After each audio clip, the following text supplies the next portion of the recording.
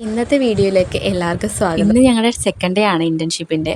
അപ്പോൾ പോകാൻ വേണ്ടിയിട്ട് ഞാൻ റെഡിയാവുകയാണ്. ഈ ഒരു ഫീൽഡിലേക്ക് എങ്ങനെ വന്നു എന്ന് ചോദിച്ചാൽ എനിക്ക് ഇപ്പോഴും അറിയത്തില്ല. കാരണം ഞാൻ പഠിച്ചത് ബയോളജി സയൻസ് ആണ്. എൻ്റെ ഇഷ്ടപ്രകാരം അല്ലായിരുന്നു. അന്നും എനിക്ക് ബയോളജി സയൻസ് എടുക്കണമെന്നൊന്നും ഇല്ലായിരുന്നു. പിന്നെ വീട്ടിൽ അമ്മ പറഞ്ഞതിനെ പ്രമാണിച്ചാണ് ഞാൻ ബയോളജി സയൻസ് എടുത്തത്. കാരണം എന്താണെന്ന് വെച്ചാൽ എൻ്റെ കൂടെ പഠിച്ചവരെല്ലാം കൊമേഴ്സൊക്കെ എടുത്തത്.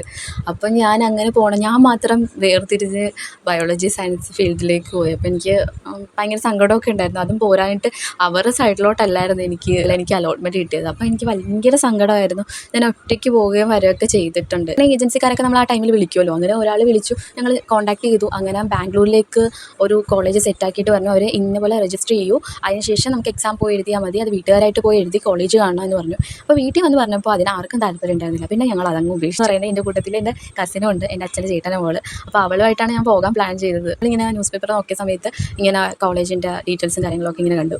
അപ്പോൾ നോക്കിയപ്പോഴത്തേക്കും ലേറ്റസ്റ്റ് ആയിട്ടുള്ള കോഴ്സുകളായിരുന്നു അതിനകത്ത്. അപ്പോൾ ഇങ്ങനെ ഞങ്ങൾ കണ്ടിഷ്ടപ്പെട്ടൊരു പേര് വായിച്ചിഷ്ടപ്പെട്ടൊരു ഇതായിരുന്നു സൈബർ ഫോറൻസിക്. പുതിയ ഫീൽഡാണല്ലോ, ജോലി കിട്ടും അങ്ങനെയൊക്കെ വിചാരിച്ച് ഞങ്ങൾ ആ ഒരു കോഴ്സ് എടുക്കും. അങ്ങനെ ഞങ്ങൾ ഇൻറ്റേൺഷിപ്പിനൊക്കെ പോയായിരുന്നു കേട്ടോ. ഇത് അങ്ങനെ ഇൻറ്റേൺഷിപ്പും കഴിഞ്ഞ് തിരിച്ച് വീട്ടിൽ നല്ല വിശന്നാണ് വന്നത്. ഞാനപ്പോൾ ചോറ് കഴിക്കാനായിട്ട് എടുത്തു.